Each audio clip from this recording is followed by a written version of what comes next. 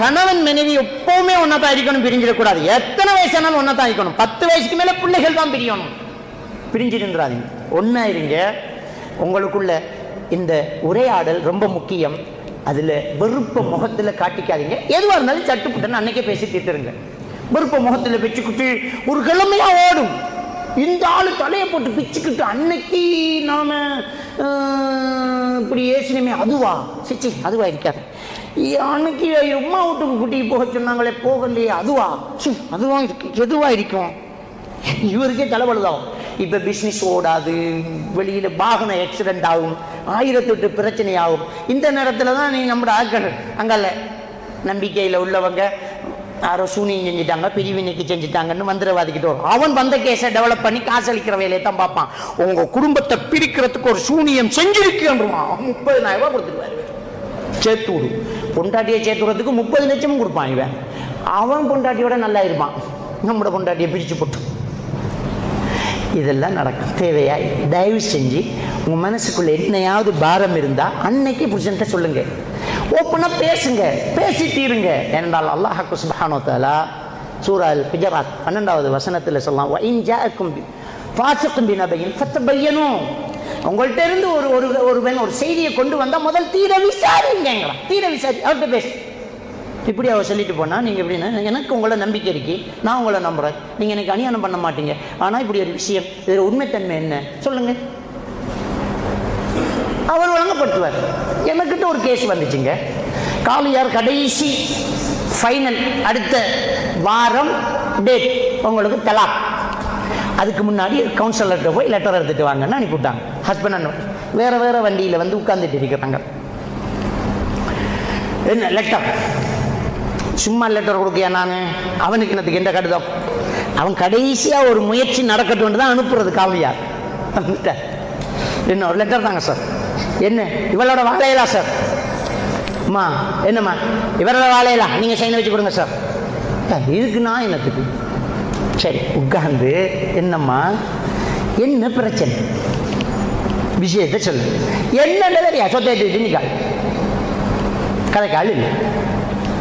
என்னத்தை கதைக்காள் கதைக்காள். துரோகியங்கள் நான் என்ன துரோகம் செஞ்சேன்னு கேளுங்க சார். நான் வெளியூர்ல இருந்து வெள்ள கல்யாணம் முடிச்சுட்டு வெள்ள தாயை பிடிக்கப்படான்ட்டு இந்த ஊர்ல நான் குடியிருக்கேன். அவளுக்காகத்தான் நான் கஷ்டப்படுறேன். இந்த ஊரை மாத்தி தொழிலை மாத்தி இங்க கொண்டாந்தேன் நான். இவள் என்ன துரோகி என்ன நான் என்ன துரோகம் செஞ்சேன்னு கேளுங்க சார். நான் கேட்டு சொல்லலையே சார். துரோகம் செஞ்ச உங்களுக்கு தெரியும் தானே. சரி அது நீங்க சண்டை வரும், சண்டை வரீங்க. எனக்கிட்ட என்ன துரோகம் என்று சொல்லுமா அப்படின்னு சொன்னா, அவ சொல்றா அவளோட ஊர்ல ஒரு பேரை சொல்லி இன்னார் இருக்க, அவ வேச அந்த வீட்டுக்கு இவர் அடிக்கடி போயிருக்கார். 300 வீட்டுக்காரி எனக்கு சொன்னேன். இவளுகளெல்லாம் பிரச்சனை இல்லை. 300 வீட்டுக்காரி அவளெல்லாம் எதர்ச்சியா போனதையே எப்படி கொண்டு வந்தீங்கன்னு பாருங்க. ரைட். இவன் ஆறு ஆறு என்று கேட்டான். அவள் பேரை சொன்னாள். அப்படின்டா அவன் ஊருக்கு புதுசு. இங்க வந்து 10-12 வருஷம் தான். சரியா சொல்லு. எந்த ரோட்டு?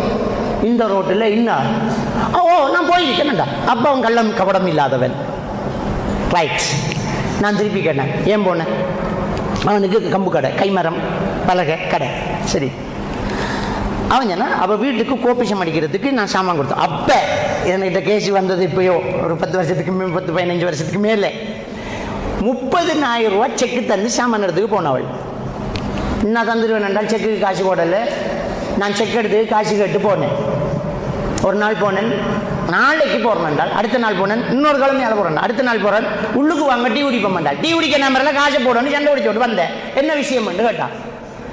இதைத்தான் உண்ட புருஷன் அவளை வீட்டை வந்து போனு 300 வீட்டுக்காரையும் கொண்டு 10 வச்சு கொண்டு வந்தேன். அவனுக்கு இவள் மோசமானவள்ன்றது தெரியாது. அவன் காசுகார விட போனேன். அப்ப இந்த சின்னவள்கிட்ட வீட்டுக்கு போனாரா வேற லேட் ஆயிடுச்சா இதெல்லாம் கேட்டிருக்கணுமா இல்லையா? கேட்கல. என்ன உண்ட புருஷன் பேர் போன இடத்த 3 நாள் வந்து போயிருக்கார். என்னம்மா நீ ஒழுங்கா சாப்பாடு கொடுக்கலையான்னு கேட்டிருக்காள். அதோட தூக்கின முகம் தான் காலிக்கோட்டில் போயிட்டு ஃபைனல் அடுத்த கிழமை இந்த கவுன்சிலிங் நடக்காட்டி ஹலாஸ். அவன் ஓப்பன் சொன்ன செக்கு தான் ஃபோனில் எடுத்து செக்கை காட்டுறான். செக் இன்னமும் காசு தரல அவள். அப்படி அவனுக்கு கையை பிடிச்சா அதோட ஜாஞ்சா கத்தினா குளர்னா மன்னிப்பு கேட்டா சரி சரி வா போ விட்டாண்டு 2 ஆட்டோவில் வந்தவங்க ஒரு ஆட்டோவில் போனாங்க. அங்கேயே பேசியிருந்த பிரச்சனை முடிஞ்சிருக்கும் இல்லை, எதுக்கு வம்பு? இப்போ தயவு செஞ்சு பெண்கள் என்ன செய்யணுமெண்டா, உங்களோட மனசில் வார பிரச்சனை புருஷன் ஓப்பனாக பேசுங்க. கணவன் உங்களுக்கு வார பிரச்சனையை ஓப்பனாக கொண்டாடிக்கிட்ட சொல்லுங்க. சந்தேகம் முன் வாசலால் வந்தால் சந்தோஷம் பின் வாசலால் ஓடிடும். உங்களால் வாழ முடியாது, மகிழ்ச்சியாக இருக்க முடியாது. அதெல்லாம் நான் சொன்னேன். ஹஸ்பண்ட் அண்ட் ஒய்ஃபுக்கு இடையில் நல்ல ஒரு புரிந்துணர்வு, நல்ல ஒரு கம்யூனிகேஷன் இருக்கணும். இல்லாட்டி முடியாது, நம்ம சேர்ந்து வாழ முடியாது.